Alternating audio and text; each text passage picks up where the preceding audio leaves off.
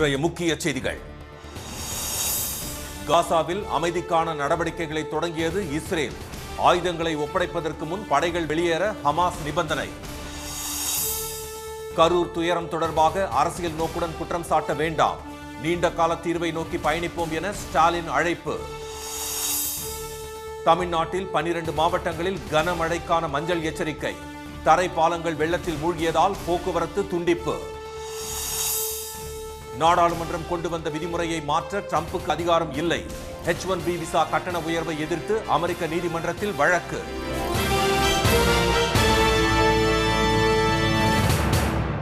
வணக்கம். வணக்கம். காசா போர் நிறுத்தத்திற்கான முதல்கட்ட பணிகளை செயல்படுத்த தயாராகி வருவதாக இஸ்ரேல் அறிவித்துள்ளதால் பாலஸ்தீன மக்கள் நிம்மதியடைந்துள்ளனர். 2023ஆம் ஆண்டு அக்டோபர் 7ஆம் தேதி ஹமாஸ் இயக்கத்துடன் ஏற்பட்ட மோதலை தொடர்ந்து காசா மீது இஸ்ரேல் இடைவிடாத தாக்குதலை நடத்தி வருகிறது. இதில் 66,000க்கும் மேற்பட்டோர் உயிரிழந்துள்ளனர். இதனிடையே ஹமாஸ் அமைப்பு போர் நிறுத்தத்திற்கான தமது 20 அம்ச திட்டத்தை ஏற்றுக்கொண்டு அமெரிக்க நேரப்படி ஞாயிற்றுக்கிழமை மாலை 6 மணிக்குள் ஒப்பந்தத்திற்கு உடன்பட வேண்டும் என்று கூறிய அமெரிக்க அதிபர் ட்ரம்ப், இல்லாவிட்டால் இதற்கு முன் பார்த்திராத நரக கொடுமையை அவர்கள் சந்திக்க வேண்டியிருக்கும் என்று எச்சரிக்கை விடுத்தார். இதையடுத்து புதிய பாலஸ்தீன நிர்வாகத்திடம் அதிகாரங்களை ஒப்படைக்க தயார் என்று ஹமாஸ் இயக்கம் அறிவித்துள்ளது. தங்களின் 90% ஆயுதங்களை இஸ்ரேல் அழித்துவிட்டதாகவும் எஞ்சியுள்ளவற்றை ஒப்படைப்பதில் தயக்கம் இல்லை என்றும் அந்த இயக்கம் தெரிவித்துள்ளது.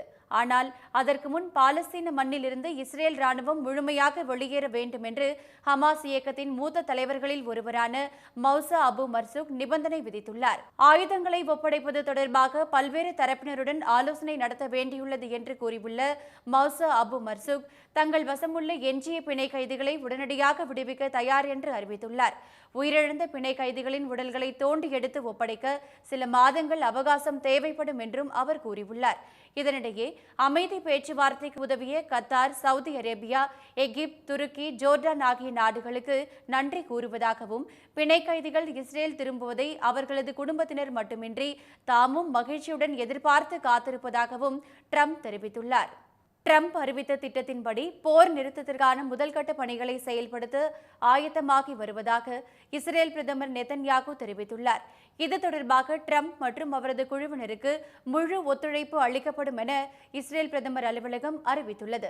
இதனால் காசா போர் ஓரிரு நாட்களில் முடிவுக்கு வரும் சூழல் உருவாகி உள்ளது. ட்ரம்பின் தலைமைத்துவம் காரணமாக காசாவில் அமைதிக்கான முயற்சிகள் நல்ல முன்னேற்றத்தை எட்டியுள்ளதாகவும் பிணை கைதிகளை விடுவிப்பதற்கான அறிகுறிகள் குறிப்பிடத்தக்க முன்னேற்றத்தை உணர்த்துவதாகவும் பிரதமர் திரு மோடி பாராட்டு தெரிவித்துள்ளார். அமைதிக்காக எடுக்கப்படும் அனைத்து முயற்சிகளுக்கும் இந்தியா தொடர்ந்து ஆதரவு அளிக்கும் என்றும் அவர் குறிப்பிட்டுள்ளார். போர் நிறுத்தம் உறுதியாகி உள்ளதற்கு பிரான்ஸ் அதிபர் இமானுவேல் மெக்ரான், இங்கிலாந்து பிரதமர் கேர் ஸ்டாமர், இத்தாலி பிரதமர் ஜார்ஜியா மெலோனி, ஜெர்மனி பிரதமர் ஃப்ரெட்ரிச் மெர்ஸ், துருக்கி அதிபர் டைப் எர்டோகன், கொலம்பியா அதிபர் கஸ்டோவோ பெட்ரோ, ஐநா பொதுச் செயலாளர் அன்டோனியோ குட்ரஸ் உள்ளிட்ட தலைவர்களும் வரவேற்பு தெரிவித்துள்ளனர்.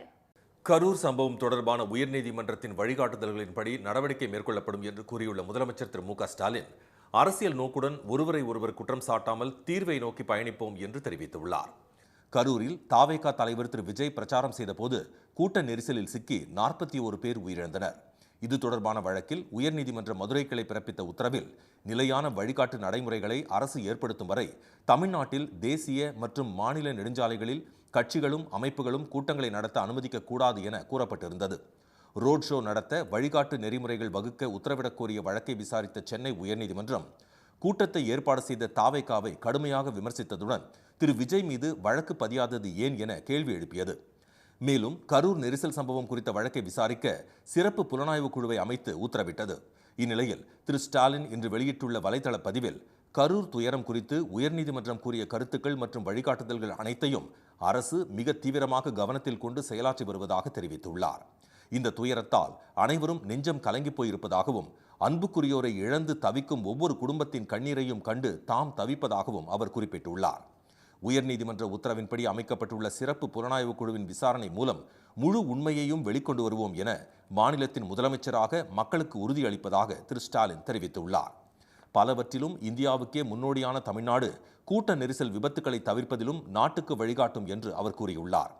துறைசார் வல்லுநர்கள், அரசியல் கட்சியினர், செயற்பாட்டாளர்கள், பொதுமக்கள் என அனைவருடனும் கலந்து ஆலோசித்து முழுமையான நிலையான வழிகாட்டு நெறிமுறைகள் வடிவமைக்கப்படும் என்றும் ஒட்டுமொத்த இந்தியாவும் பின்பற்றத்தக்க மாடலாக இது அமையும் என்றும் முதலமைச்சர் தெரிவித்துள்ளார். துடைக்க முடியாத இந்த துயர சம்பவத்தின் பின்னணியில் அரசியல் நோக்குடன் ஒருவரை ஒருவர் குற்றம் சாட்டாமல் ஒரு நீண்ட கால தீர்வை நோக்கி பயணிக்க வேண்டும் என்று அவர் கேட்டுக்கொண்டுள்ளார். இந்த கூட்டு முயற்சியில் அனைவரது யோசனைகளையும் ஆலோசனைகளையும் வரவேற்பதாக முதலமைச்சர் தெரிவித்துள்ளார். ஒவ்வொரு உயிரும் விலை மதிப்பில்லாதது என்று கூறியுள்ள அவர், நம் மக்களின் இன்னுயிரை காக்கவும் இனி இப்படி ஒரு பெருந்துயரம் தமிழ்நாட்டில் மட்டுமல்ல இந்தியாவில் எங்குமே நிகழாமல் தடுக்கவும் ஒன்றிணைவோம் என்று அழைப்பு விடுத்துள்ளார்.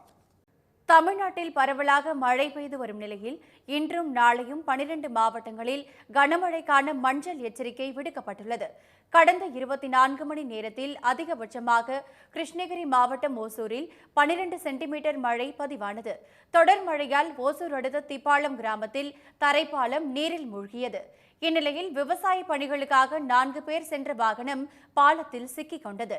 தகவல் அறிந்து விரைந்து வந்த தீயணைப்பு துறையினர் கயிறு கட்டி அவர்களை மீட்டனர்.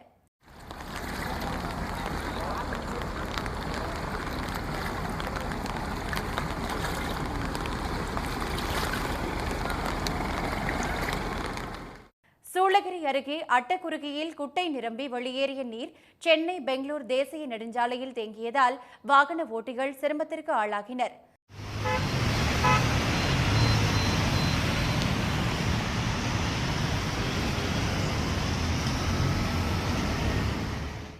திருப்பத்தூர் மாவட்டம் வாணியம்பாடி மற்றும் சுற்றுவட்டார பகுதிகளில் வெளுத்து வாங்கிய மழையால் அரசு மருத்துவமனை வளாகத்தில் மழைநீர் தேங்கியது.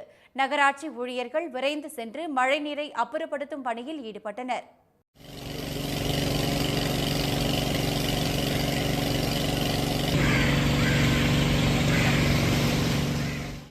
பெரியபேட்டையில் பாலாற்றின் கிளையாற்றில் வெள்ளப்பெருக்கு ஏற்பட்டதால் அப்பகுதியில் உள்ள தரைப்பாலம் மீண்டும் சேதமடைந்து போக்குவரத்து துண்டிக்கப்பட்டது.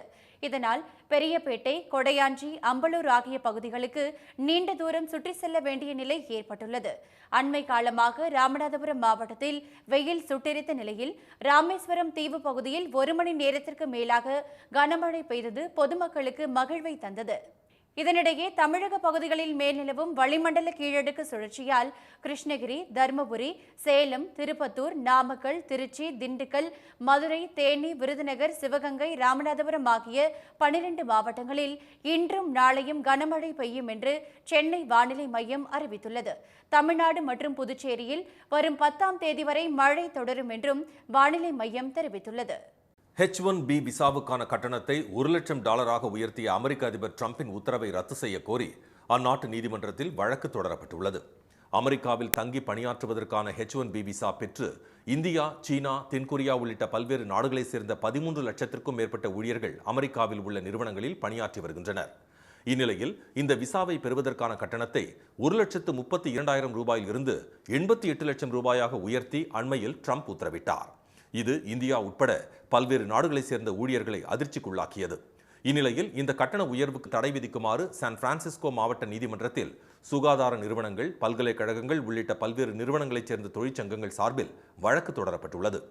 தொழிற்சங்கங்கள் தாக்கல் செய்த மனுவில் அமெரிக்காவில் உள்ள நிறுவனங்களில் பணியாற்ற உலகம் முழுவதும் உள்ள திறன் வாய்ந்தவர்களுக்கு வாய்ப்பளிக்கும் வகையிலும் அவர்களின் திறமைகளை பயன்படுத்திக் கொள்ளும் வகையிலும் H-1B விசா வழங்கும் நடைமுறை நாடாளுமன்றத்தால் கொண்டுவரப்பட்டதாக தெரிவிக்கப்பட்டுள்ளது. இதனை ரத்து செய்யவோ மாற்றம் செய்யவோ ட்ரம்புக்கு அதிகாரம் இல்லை என்று மனுவில் கூறப்பட்டுள்ளது. ட்ரம்பின் நடவடிக்கை அமெரிக்காவை நம்பியிருக்கும் வெளிநாட்டு ஊழியர்களுக்கும் அவர்களை நம்பியிருக்கும் அமெரிக்க நிறுவனங்களுக்கும் பெரும் பாதிப்பை ஏற்படுத்தும் என்றும் அதில் தெரிவிக்கப்பட்டுள்ளது. மருத்துவர்கள், செவிலியர்கள், பேராசிரியர்கள், ஆசிரியர்கள், மத போதகர்கள் போதிய அளவில் கிடைக்காமல் பல்வேறு துறைகளும் ட்ரம்பின் விசா கட்டண உயர்வால் பாதிக்கப்படும் சூழல் ஏற்பட்டுள்ளதாக மனுவில் குறிப்பிடப்பட்டுள்ளது. எனவே ட்ரம்பின் நடவடிக்கைக்கு தடை விதிப்பதுடன் H-1B விசா வழங்குவதில் பழைய நடைமுறையை தொடர உத்தரவிட வேண்டும் என்றும் மனுதாரர்கள் கோரியுள்ளனர். மத்திய பிரதேசத்தில் இருமல் மருந்து கொடுக்கப்பட்ட குழந்தைகள் உயிரிழந்த விவகாரத்தில் காஞ்சிபுரத்தை சேர்ந்த மருந்து நிறுவனத்தின் கோல்ட்ரிப் மருந்துக்கு தமிழ்நாடு அரசு தடை விதித்துள்ளது. மத்திய பிரதேசத்தின் சிந்த்வாரா மாவட்டத்தில் கடந்த மாதம் 4 முதல் 26ஆம் தேதி வரை இருமல் மருந்து வழங்கப்பட்ட 9 குழந்தைகள் சிறுநீரக செயலிழப்பால் உயிரிழந்ததாக அதிர்ச்சி தகவல் வெளியானது. இதேபோல் ராஜஸ்தானில் சிரானா மற்றும் பரத்பூரில் இருமல் மருந்தால் 5 குழந்தைகள் உயிரிழந்ததாக கூறப்படுகிறது. மத்திய பிரதேசத்தில் உயிரிழப்பு செயலிழப்பை ஏற்படுத்தியதாக புகாருக்கு உள்ளான மருந்து காஞ்சிபுரம் அருகே உள்ள தனியார் மருந்து நிறுவனத்தில் தயாரித்து பல்வேறு மாநிலங்களுக்கு விநியோகிக்கப்பட்டுள்ளது. இதனிடையே கோல்ட்ரிப் மருந்தில் நச்சுப் பொருட்கள் எதுவும் இல்லை என தெரிவித்துள்ள மத்திய சுகாதார அமைச்சகம் 2 வயதுக்கு உட்பட்ட குழந்தைகளுக்கு இருமல் மற்றும் சளி மருந்துகளை பரிந்துரைக்க வேண்டாம் என உத்தரவிட்டுள்ளது. குழந்தைகள் பலியான சம்பவம் தொடர்பாக தமிழ்நாடு அரசுக்கு மத்திய பிரதேச அரசு கடிதம் எழுதியிருந்த நிலையில் மாநில மருந்து கட்டுப்பாட்டு துணை இயக்குநர் திரு எஸ். குருபாரதி தலைமையிலான குழுவினர் சம்பந்தப்பட்ட மருந்து நிறுவனத்தில் ஆய்வு செய்தனர்.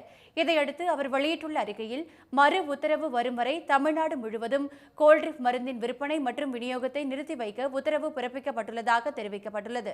மருந்து உற்பத்தி உரிமத்தை ஏன் ரத்து செய்யக்கூடாது என விளக்கம் கேட்டு சம்பந்தப்பட்ட நிறுவனத்திற்கு நோட்டீஸ் அனுப்பப்பட்டுள்ளதாகவும் பதில் கிடைத்த பிறகு சட்டப்படி நடவடிக்கை எடுக்கப்படும் என்றும் அறிக்கையில் கூறப்பட்டுள்ளது.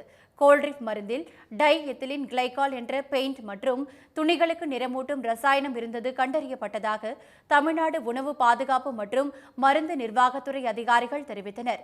இதேபோல் ராஜஸ்தானில் குழந்தைகளின் மரணங்களுக்கு காரணமாக கூறப்படும் இருமல் மருந்தை தயாரித்த ஜெய்ப்பூரை சேர்ந்த நிறுவனத்தின் 19 வகையான மருந்துகளுக்கு மாநில அரசு தடை விதித்துள்ளது.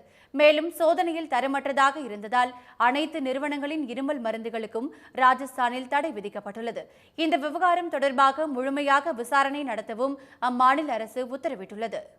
இனி வருவது செய்தி துளிகள். வங்கதேசத்தில் நடைபெறும் வன்முறை சம்பவங்களை இந்தியா தூண்டிவிடுவதாக கூறப்படும் குற்றச்சாட்டுகளை மத்திய வெளி விவகார அமைச்சகம் மறுத்துள்ளது. காக்ராச்சாரி மாவட்டம் சிட்டகாங் மலைப்பகுதிகளில் கடந்த வாரம் ஏற்பட்ட மோதல்கள் தொடர்பாக வங்கதேச உள்துறை அமைச்சர் ஜஹாங்கீர் ஆலம் சௌத்ரி இந்தியா மீது குற்றம் சாட்டியிருந்தார். மத்திய வெளி விவகார அமைச்சக செய்தி தொடர்பாளர் திரு ரந்தீர் ஜெய்ஸ்வால் இது தவறான மற்றும் அடிப்படை ஆதாரமற்ற குற்றச்சாட்டு என்று தெரிவித்துள்ளார். அரசு பணியாளர் தேர்வுகளில் வினாத்தாள் கசிவை தடுக்க கடும் கட்டுப்பாடுகளை அமல்படுத்த உத்தரகாண்ட் மாநில அரசு முடிவு செய்துள்ளது. கடந்த 21ஆம் தேதி நடைபெற்ற தேர்வின் போது ஹரித்வாரில் வினாத்தாளை கழிவறைக்கு எடுத்துச் சென்று செல்பேசி மூலம் இணையத்தில் பதிவேற்றம் செய்த இளைஞர் ஒருவர் கைது செய்யப்பட்டார். அவரது சகோதரியையும் காவல்துறையினர் கைது செய்தனர். இந்நிலையில் கூட்டுறவுத்துறையில் 45 இடங்களை நிரப்புவதற்காக நாளை தேர்வு நடைபெறும் மையங்களில் ஜாமர் கருவிகள் பொருத்தப்பட உள்ளன. தேர்வின் இடையே கழிவறைக்கு செல்பவர்களிடம் சோதனையிடப்படும் என்றும் அறிவிக்கப்பட்டுள்ளது. முன்னதாகவே செல்பேசியை மறைத்து வைப்பதை கண்டுபிடிக்க தேர்வு கூடங்களில் முன்னதாகவே சோதனை நடைபெறும் என்றும் அறிவிக்கப்பட்டுள்ளது. RSS அமைப்பின் 100ஆண்டு விழாவை முன்னிட்டு வெளியிடப்பட்ட பாரத மாதா உருவப்படத்துடன் கூடிய 100 ரூபாய் நினைவு அஞ்சல் தலை மற்றும் நாணயத்தை திரும்பப் பெற வலியுறுத்தி சென்னையில் இந்திய கம்யூனிஸ்ட் கட்சியினர் ஆர்ப்பாட்டத்தில் ஈடுபட்டனர். அசோக் நகர் அஞ்சல் அலுவலகம் முன் கருப்பு கொடி ஏந்தி நடந்த ஆர்ப்பாட்டத்தில் மத்திய அரசுக்கு எதிராக முழக்கங்கள் எழுப்பப்பட்டன. காரைக்கால் துறைமுகத்தில் நடைபெற்ற நிகழ்ச்சியில் இந்திய கடலோர காவல்படைக்கு அக்சர் என்ற புதிய கப்பல் அர்ப்பணிக்கப்பட்டது. இதில் பாதுகாப்பு அமைச்சக உயர் அதிகாரிகள், நாகை மற்றும் காரைக்கால் மாவட்ட காவல் அதிகாரிகள் பங்கேற்றனர். அழியாதது என்ற பொருள்படும் அக்சர் என்ற பெயர் சூட்டப்பட்ட இந்த கப்பல் இந்தியாவிலேயே உருவாக்கப்பட்டது. கோவா ஷிப்யார்ட் நிறுவனம் தயாரித்த இந்த கப்பல் 51 மீட்டர் நீளம், 320 டன் எடை கொண்டது. மணிக்கு 50 கிலோமீட்டர் வேகத்தில் பயணிக்கக்கூடிய இதில் நவீன ஆயுதங்கள் பொருத்தப்பட்டுள்ளன. பாஜகவின் சி டீம் தான் தாவேகா தலைவர் திரு விஜய் என்று தாம் கூறியது நிரூபணமாகியுள்ளதாக அமைச்சர் திரு ரகுபதி தெரிவித்துள்ளார். புதுக்கோட்டை அடுத்த பொம்மம்பாடியில் நலம் காக்கும் ஸ்டாலின் திட்ட முகாமை தொடங்கி வைத்த பின் செய்தியாளர்களிடம் பேசிய அவர், கரூர் உயிர்பலி விவகாரத்தில் திரு விஜய்க்கு பாஜகவினர் ஆதரவு குறித்த கேள்விக்கு இவ்வாறு பதிலளித்தார். தமிழ்நாட்டில் இடம் கிடைக்காத பாஜக சாத்தான் போதம் வேதுவதைப் போல யாராவது ஆள் கிடைப்பார்களா என்று பார்ப்பதாகவும் அக்கட்சிக்கு நிச்சயமாக எந்த ஆதாயமும் கிடைக்காது என்றும் திரு ரகுபதி கூறினார். கோவில்பட்டியில் வந்தே பாரத் ரயில் நின்று செல்லும் என்ற ரயில்வே துறையின் அறிவிப்பு மதிமுகவின் தொடர் முயற்சிகளுக்கு கிடைத்த வெற்றி என அக்கட்சியின் முதன்மை செயலாளர் திரு துரை வைகோ தெரிவித்துள்ளார். கடந்த மாதம் ரயில்வே அமைச்சர் திரு அஸ்வினி வைஷ்ணவிடம் மதிமுக பொதுச் செயலாளர் திரு வைகோ இது தொடர்பாக வலியுறுத்தியதாகவும் இக்கோரிக்கைக்காக கோவில்பட்டியில் ஆர்ப்பாட்டம் நடத்தப்பட்டதாகவும் அவர் கூறியுள்ளார். ரயில்வே அமைச்சரிடமும் அதிகாரிகளிடமும் இந்த கோரிக்கையை தொடர்ந்து வலியுறுத்தி வந்த நிலையில் தற்போது கோவில்பட்டியில் வந்தே பாரத் ரயில் நின்று செல்லும் என்ற அறிவிப்பு வெளியாகியுள்ளதாக திரு துரை வைகோ தெரிவித்துள்ளார். வடகிழக்கு பருவமழை முன்னெச்சரிக்கை நடவடிக்கையாக அடுத்த 3 மாதங்களுக்கு சென்னையில் சாலை வெட்டும் பணிகளுக்கு மாநகராட்சி தடை விதித்துள்ளது. சென்னை மாநகராட்சிக்கு உட்பட்ட பகுதியில் உள்ள சாலைகளில் குடிநீர் வடிகால் வாரியம், மின்சார வாரியம், கேஸ் நிறுவனம், தனியார் இன்டர்நெட் மற்றும் கேபிள் நிறுவனங்கள் உள்ளிட்ட எந்த நிறுவனங்களும் அடுத்த 3 மாதங்களுக்கு பள்ளம் தோண்ட அனுமதி இல்லை என மாநகராட்சி அதிகாரிகள் அந்தந்த துறை அதிகாரிகளுக்கும் நிறுவனங்களுக்கும் கடிதம் மூலம் அறிவுறுத்தியுள்ளனர். இந்த துறைகள் சார்பில் அவசர கால நடவடிக்கைகள் மேற்கொள்ள சாலையில் பள்ளம் தோண்டுவதற்கும் மாநகராட்சி உயர் அதிகாரிகளிடம் முன் அனுமதி பெற வேண்டும் என தெரிவிக்கப்பட்டுள்ளது. மதுரை மாவட்ட மேலூர் அருகே 79வது சுதந்திர தினத்தையொட்டியும் முல்லைப் பெரியாறு அணை கட்டிய பென்னிக்குயிக் நினைவாகவும் சைக்கிள் பந்தயம் நடத்தப்பட்டது. கோட்டநத்தம்பட்டியில் 11 பிரிவுகளாக நடத்தப்பட்ட பந்தயத்தில் 7 முதல் 18 வயது வரை உள்ள சிறுவர்கள் கலந்து கொண்டனர். மேற்கு தொடர்ச்சி மலைப்பகுதிகளில் விடிய விடிய கனமழை பெய்ததால் தேனி மாவட்டம் ஆண்டிப்பட்டி தாலுகா கோம்பை தொழு அருகே உள்ள மேகமலை அருவியில் வெள்ளப்பெருக்கு ஏற்பட்டுள்ளது.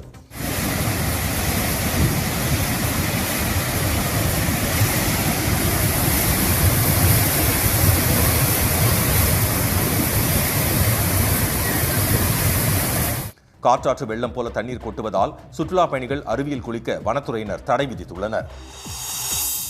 மதுரை தூத்துக்குடி தேசிய நெடுஞ்சாலையில் எலியார்பட்டி சுங்கச்சாவடியில் கட்டண உயர்வை கண்டித்து நள்ளிரவில் திடீர் முற்றுகை போராட்டம் நடைபெற்றது.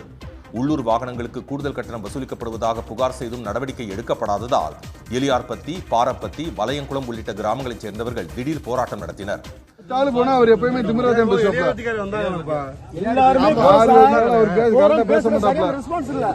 என்ன சொல்றாரு? இவ்வளவுதான் எங்களுக்கு வந்து மேல இருந்து உத்தரவு ஒரே நாங்க என்ன செய்யறது?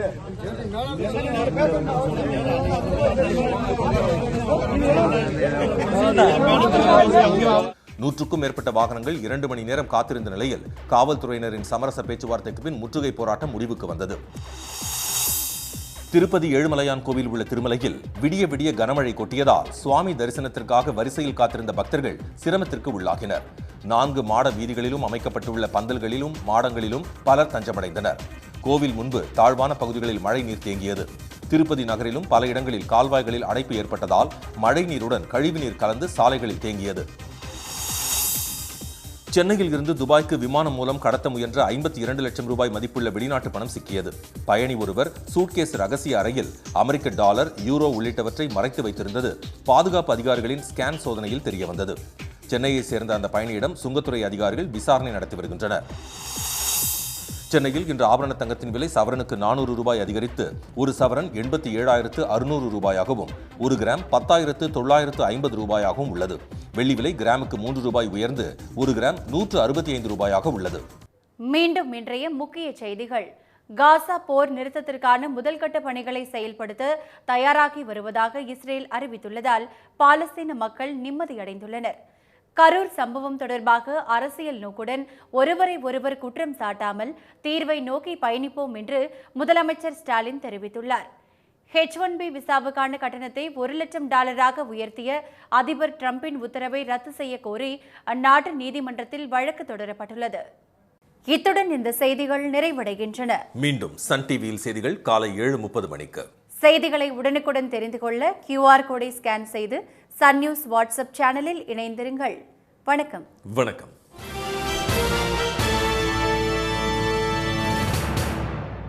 உடனுக்குடன் செய்திகளை தெரிந்து கொள்ள சன் நியூஸ் பெல் ஐகானை கிளிக் பண்ணுங்க.